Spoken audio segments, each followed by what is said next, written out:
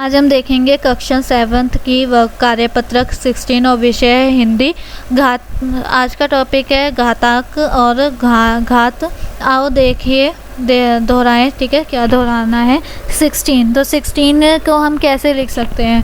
To, इसका prime factorisation ये होगा और इसे हम ये भी लिख सकते हैं, इस नंबर को ये दो क्या है, 4 बार रिपीट हो रहा है, तो इसे हम क्या लिख सकते हैं? 2 की पावर 4। और 2 के ऊपर घात क्या है? 4 है। 2 के ऊपर घात क्या है? 4 है। ठीक है, ऐसी 27 है। प्राइम फैक्टराइजेशन करेंगे, 3 का स्क्वायर, 3 का क्यूब और 3 के ऊपर क्या है? घात 3 है। ठीक है, ऐसे ये कर लिखेंगे। तो इसमें आपने क्या देखा कि सभी नंबर संख्याओं की गुणवत्ता एक ही संख्या है जिसको कई बार खुद से गुणा किया जा रहा है। मतलब यहाँ पे 2 ही है जो अपने आप 2 को अपने आप ही मतलब कर रहा है कि यहाँ पे बस एक नंबर है वो अपने आप ही मल्टीप्लाई हो रहा है। अगर 2 है तो 2 ही अपने आप चलता जा रहा है मल्टीप्लाई में। अगर 3 है तो 3 ही चलता जा रहा है। 6 है तो 6 ही चलता जा रहा है। अब क्या है? घातकों को प्रयोग बड़ी संख्याओं को दिखाने के लिए किया जाता है, जैसे कि a मल्टीप्लाई बाय a, पता नहीं कब तक a चले, तो हम क्या लिख देते हैं? a की पावर n। तो जहाँ पर a हमारा आधार होता है और घात हमारा n होता है। ठीक है, अगर 1 को हम किसी भी 1 का घात अगर हम कुछ भी लिख देते हैं ना, 1 का अगर कोई भी घात हो जाता है तो हमेशा आंसर 1 ही आता है। ठीक है, तो ये कुछ 3 रूल्स हैं, आपको ये बस याद रखने हैं, ध्यान से सुन लो, ऐसे ही आपको पता चल जाएगा कि 1 का घात अगर कोई भी नंबर होता है, 1 का घात कोई भी नंबर होता है तो आंसर हमेशा 1 आता है। जैसे कि यहाँ पे 1 का घात क्या दे दिया? 5, तो हमारा आंसर हमेशा 1 ही आएगा। अगर 1 का घात इन्होंने 100 भी दे दिया तो आंसर हमेशा 1 आएगा। अगर कोई जो होगा आधार, हमारा आधार कोई भी अगर हमारा क्या होगा? माइनस वाला नंबर होगा, क्योंकि यहाँ पे लिखा हुआ है कि आधार और घात दोनों माइनस नंबर वाले हो सकते हैं। ठीक है, यानी कि प्लस नंबर वाले होंगे, माइनस वाले भी हो सकते हैं। तो अगर कोई भी माइनस वाला होगा, माइनस में कोई आधार होगा और उसका जो घात होगा वो क्या होगा? वो विषम संख्या होगी, तो हमारा आंसर जो होगा, ठीक है, वो जो हमारा आंसर होगा वो हमेशा माइनस में आएगा। ठीक है, अगर हमारा, दोबारा सुन लो, अगर हमारा आधार क्या है? माइनस में है और जो हमारा वो है घात है वो विषम घात है, तो हमारा आंसर हमेशा माइनस में आएगा। अगर हमारा आधार माइनस में है और घात हमारा क्या है? घात हमारा सम घात है, तो हमारा आंसर हमेशा पॉजिटिव में आएगा। ठीक है, अब क्या देखते हैं? एक और गुणा रूप को क्या बोलते हैं? संख्याओं को बार बार जोड़ना। जैसे 4 की मल्टीप्लाई आपने 2 से करी तो 8 आया, और 4 + 4 आपका क्या आ जाएगा? 2 आ जाए। 4 + 4 8 आ जाएगा। और ऐसे ही अगर आप क्या कर सकते हो? 2 को 4 बार प्लस कर सकते हो। 2 को 4 बार जब आप प्लस करोगे तो आपका आंसर क्या आएगा? 2 × 2 = 4, 2 + 2 4, 4 + 2 6, 2 6 + 2 8। तो आप चाहे 4 को 2 बार जमा करो या 2 को 4 बार जमा करो, आंसर आपका 8 आना है, या फिर इन दोनों को मल्टीप्लाई कर दो। ऐसे ही 2 × 5 = 10 है, और 5 + 5 और 5 को अगर 2 को आप अगर 5 बार प्लस करोगे तब भी आपका आंसर 10 ही आएगा। उसके बाद क्या है? घातक रूप क्या है? किसी एक संख्या को बार बार गुणा करना, मतलब कि उसे हम क्या बोलते हैं? घातांक रूप कहते हैं। जैसे 4 की मल्टीप्लाई 3 बार करना, 4 की मल्टीप्लाई 3 बार करोगे तो 64 आएगा, 5 की मल्टीप्लाई 2 बार करोगे तो 25 आ जाएगा, 125 नहीं आएगा। ठीक है, उसके बाद अब हम देखते हैं ये टेबल। तो इस टेबल को हम लिखते हैं, पहले सॉल्व करते हैं। तो यहाँ पे हमें आधार बताना है, घात बताना है और प्रसारित संख्या और मान बताना है। तो यहाँ पे हमारा आधार क्या है? यहाँ पे हमारा आधार है -1, तो हम यहाँ पे क्या लिखेंगे? -1। और घात क्या है हमारी? 3। और प्रास्ताविक फॉर्म इसकी क्या हो जाएगी? रूप इसका -1 को जब आप मल्टीप्लाई करोगे -1 से और 3 बार मल्टीप्लाई करोगे, क्योंकि यहाँ पर क्या है? जो घात है वो 3 है। ठीक है, तो यहाँ पर देखो, अब हम ऊपर वाला रूल यहाँ पर इस्तेमाल करेंगे कि जो हमारा आधार है वो माइनस में है और जो हमारा घात है वो हमारा विषम संख्या है। तो इसका मतलब क्या हुआ? जो हमारा आंसर आएगा वो हमारा माइनस में आएगा। ठीक है, हमारा आंसर माइनस में आएगा, तो माइनस का 1, क्योंकि 1 की पावर कुछ भी हो जाए आंसर हमेशा 1 आता है, और इसकी विषम घात है तो इसलिए -1 आएगा। ठीक है, उसके बाद 7 का हम देखते हैं। अगर हम 7 का क्या निकालें, क्यूब, तो 7 हमारी क्या है, आधार है, और यहाँ पर 3 हमारा क्या है, घात है, और इसका लिखेंगे कैसे, 7 का मल्टीप्लाई करेंगे, 7 को 3 टाइम्स लिखेंगे, तो ये हमारा क्या आ जाएगा, मल्टीप्लाई करने पे क्या आ जाएगा, 7 7 का 49, और 49 मल्टीप्लाई बाय 7 कितना होता है, 343, है ना। उसके बाद आते हैं नेक्स्ट, यहाँ पे आधार क्या है, -4, और घात क्या है, 4, और इसे लिखेंगे कैसे, -4 की आप मल्टीप्लाई करोगे -4 से, फिर मल्टीप्लाई करोगे -4 से, फिर आपने मल्टीप्लाई करना है -4 से। ठीक है, तो इसमें भी अब वही तरीका हम यूज़ करेंगे जो रूल हमने अभी ऊपर पढ़े थे 3। तो इसमें क्या है, आधार हमारा माइनस में है, माइनस का कोई नंबर है, लेकिन जो घात है वो क्या है, सम संख्या है ना। घात हमारी क्या है, सम संख्या है, तो हम क्या लिख सकते हैं यहाँ पे, घात जब हमारी सम संख्या हो तो हमारा आंसर हमेशा क्या आता है, पॉजिटिव में आता है। तो हमारा जो ये आंसर होगा वो पॉजिटिव में आएगा, और जब हम मल्टीप्लाई करेंगे तो क्या आता है, 4 4 सा 16, और 16 4 सा 64, और 64 मल्टीप्लाई बाय 4 क्या आता है, 256, तो 256 आएगा, वो भी पॉजिटिव, क्योंकि यहाँ पे जो धात है वो सम संख्या है। ठीक है, सम धात है, और यहाँ इसलिए प्लस में आएगा। ठीक है, अब आते हैं अभ्यास पे, तो इसे पहले रफ कर दिया जाए, लेकिन उससे पहले यहाँ पर ये आओ करें, ये आपको 4 शीट लेनी है, रेक्टेंगल, 4 आयताकार बराबर आकार के कागज़ लेने हैं आपको ने। पहले को कागज़ आधार, दूसरे को मतलब कि पहले को, इसमें आपको सिंपल क्या बताया गया है कि जब आप अगर किसी भी नंबर की पावर 0 होगी, किसी भी नंबर का घात 0 होगा तो आपका आंसर 1 आएगा। अगर किसी भी नंबर का घात 1 होगा तो आंसर वही नंबर आएगा। जैसे 5 का घात 1 हो जाए तो आंसर 5 आएगा, अगर 5 का घात 0 हो जाए तो आंसर हमेशा 1 आएगा। ठीक है, ये है बता रखा है आपको बस। उसके बाद आते हैं प्रैक्टिस क्वेश्चंस पे, तो देखते हैं। निम्नलिखित को घातांकीय रूप से लिखिए, ठीक है, ताकि हमें समझ में भी ऐसा आसानी से।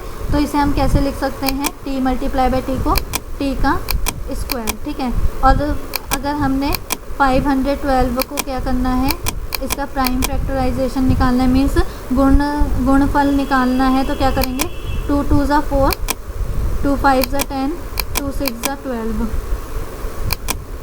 2 2 ज़ा 4, 2 2 ज़ा 4, और 2 8 ज़ा 16।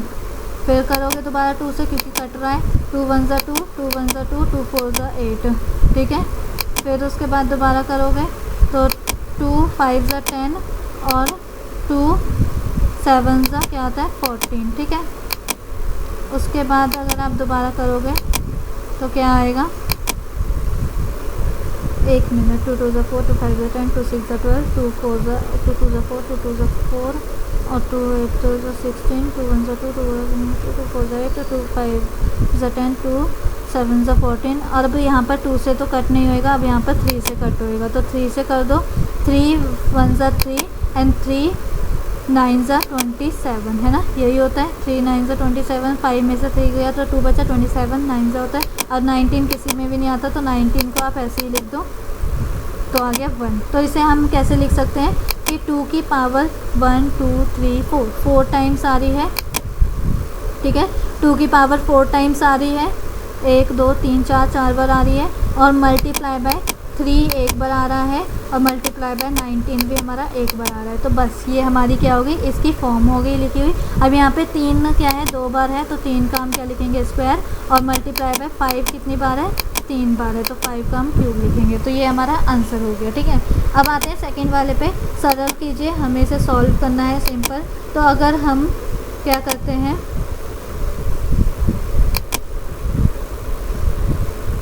निम्नलिखित संख्याओं में से बड़ी संख्या, सॉरी यहाँ पे पता है क्या हो गया, ये जो है ये आपका नीचे आएगा, और ये वाला नंबर आपका ऊपर आएगा। तो वर्कशीट थोड़ी उल्टी हो गई है, ठीक है। इंग्लिश मीडियम वालों को सही आई है। ये 2 पार्ट हैं, ये थर्ड वाले के हैं और ये 4 पार्ट सेकंड वाले के। तो सरल कीजिए में आप ये वाले लिखोगे और थर्ड वाले में ये 2 पार्ट करोगे, ठीक है।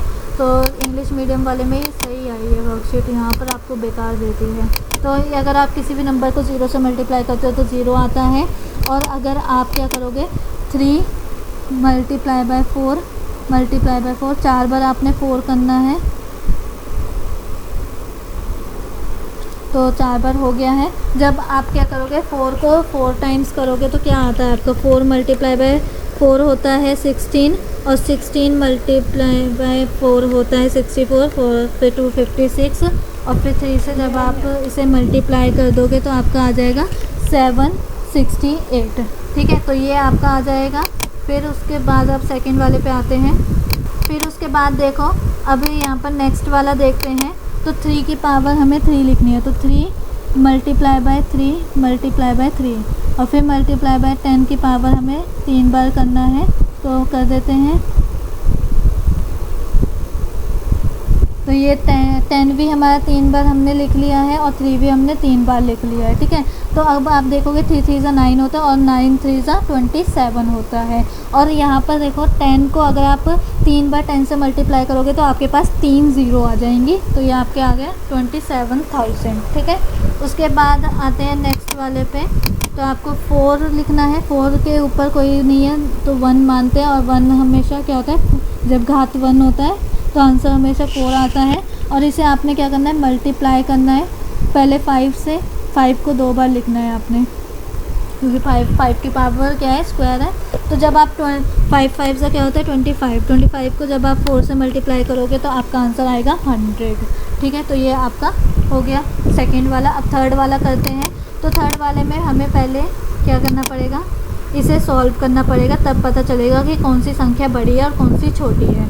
तो जब आप 5 का स्क्वायर करोगे तो क्या आता है 25, और जब आप 2 का क्या करोगे 2 को 5 बार मल्टीप्लाई करोगे तो क्या आएगा 2 2 ज़ा 4 4 2 ज़ा 8 8 2 ज़ा 16 एंड 16 2 ज़ा 32। तो 32 बड़ा होता है या 25 32 बड़ा होता है, तो 2 की पावर 5 हमारी बड़ी संख्या है, ठीक है। उसके बाद दूसरे वाला अगर हम करके करें तो दूसरा क्या है, देखो दूसरे वाले में है इंटरेस्टिंग बात कि यहाँ पर देखो हमने यहाँ पर नीचे करा था अगर 10 की पावर 3 है तो हमने 1000 लिख दिया था। तो ऐसे ही हम यहाँ पर देखो करेंगे, अगर यहाँ पर 17 बार क्या आएगा 0 आएगा और यहाँ पे 14 टाइम्स 0 आएगा, तो आपको पता ही चल जाएगा कौन सा नंबर बड़ा होगा, ये वाला नंबर बड़ा होगा, क्योंकि 17 टाइम्स 0 आएगा तो उतनी ही लंबी हमारी डिजिट होगी, उतनी ही बड़ी हमारी डिजिट होगी, और जितनी टाइम्स कम 0 आएगा उतनी कम हमारी 0 होगी। अब नेक्स्ट वाला देखो, अगर हमारा 3 की पावर 3 का जो घात है वो 0 हो, तो हमने ऊपर देखा था अगर किसी भी नंबर का घात 0 होता है तो आंसर हमेशा 1 आता है। अब हमें इस नंबर का क्या करना है, गुणनफल निकालना है। तो गुणनफल कैसे निकालते हैं हम, 343 का, तो ये 7 से कटेगा क्योंकि 3 की टेबल से कटेगा नहीं, तो 3 4 ज़ा 28, फिर 6 बचेगा 63 हो जाएगा, और वो 7 9 ज़ा 63 होता है। फिर 49 आया तो 7 7 ज़ा 49 होता है, फिर 7 7 ज़ा 7 1 ज़ा 7, ठीक है। तो ये हमारे पास आया, तो हम यहाँ पर क्या लिख सकते हैं 7 मल्टीप्लाई बाय 7 और क्या लिख सकते हैं 7 का घात 3 है, ठीक है। अब नेक्स्ट हमसे बोला हुआ है कि क्या ये सभी समान है, एक जैसी ही दिख रही है आपको, a का स्क्वायर प्लस b का स्क्वायर इंटू a का स्क्वायर और b इंटू a का स्क्वायर। तो मैं आपको एक एग्जांपल से ये प्रूफ करना चाहूँगी कि ये स्टेटमेंट गलत है, ये गलत है तीनों। वो कैसे, देखो a को आप क्या लोगे, a को आप मान लो, जस्ट अ मिनट, तो a को आप क्या मान लो, a को आप 2 मान लो और b को आप मान लो 3, ठीक है। उसके बाद अब यहाँ पे पहले क्या बोल रखा है कि a का स्क्वायर और b का स्क्वायर, तो a क्या है हमारे पास 2, तो 2 का जब आप क्या करोगे स्क्वायर करोगे तो क्या आएगा, 2 का जब आप स्क्वायर करोगे तो 4 आता है, और जब आप 3 का स्क्वायर करोगे तो क्या आएगा 4, 3 का स्क्वायर करोगे तो 9 आएगा। और क्या बोला a का स्क्वायर इंटू b का स्क्वायर, तो 4 इंटू जब आप 9 करोगे तो क्या आएगा 36, ठीक है। और ऐसे ही ये फर्स्ट वाला हमारा प्रूफ हो गया, ठीक है, ये फर्स्ट वाला हमारा प्रूफ हो गया, 36 आया। अब दूसरा वाला करके देखते हैं। तो दूसरे वाले में भी हम ये एज्यूम करेंगे b का स्क्वायर और a का स्क्वायर है, तो b हमारा क्या है 3 का स्क्वायर क्या होगा 9, और a क्या है हमारे पास 2 का स्क्वायर क्या होगा 4, तो क्या आएगा हमारे पास 36। फिर उसके बाद ये भी हमारा मतलब कि क्या हुआ, ये दोनों हमारे सेम है, लेकिन क्या ये थर्ड वाला हमारा सेम है, तो देखो b लिखा है, b क्या है हमारे पास 3 को आपने मल्टीप्लाई करना है a के स्क्वायर के साथ, तो a क्या है हमारे पास 2 2 ज़ा 4, तो क्या आएगा 12। अगर इस जगह पे क्या लिखा होता, ठीक है, तो यहाँ पर देखो अब मैंने ये प्रूफ कर दिया कि ये तीनों एक जैसी नहीं है, यहाँ पे 36 है, यहाँ पे भी, पर यहाँ पे क्या है 12 है। अगर यहाँ पे क्या लिखा होता b a फिर ब्रैकेट में क्या लिखा होता स्क्वायर, तो हम क्या कहते हैं कि ये तीनों समान है, एक जैसे हैं, सेम है। लेकिन ये अब सेम नहीं है, क्योंकि यहाँ पे b की 1 पावर है, मतलब b की कोई पावर नहीं है, और a की 2 पावर है, a की क्या है घात 2 है और b का घात 1 है, तो इसलिए यहाँ पर ये समान नहीं है, ये अलग है, ठीक है। तो इसलिए हम यहाँ पर क्या लिखेंगे, नहीं, जस्ट अ मिनट, पहले हिंदी फॉर्मेट ले आए थोड़ा सा, हाँ ठीक है। उसके बाद हम यहाँ पर क्या लिखेंगे, नहीं ये सभी समान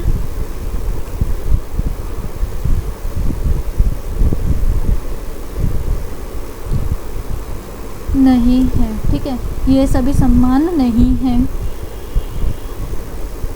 ये सभी नहीं, ये सभी समान नहीं है, ठीक है, समान, ये सभी समान नहीं है, चाहे आप नहीं को हटा भी सकते हो, आप लिखो ये सभी समान नहीं है, ठीक है। तो क्योंकि हमने यहाँ पे प्रूफ भी कर दिया एग्जांपल से, और मैंने आपको बता भी दिया है कि अगर इस जगह पे ये होता तो ये प्रूफ हो जाता, ठीक है, ये सही, ये जो स्टेटमेंट है ये सही हो जाती।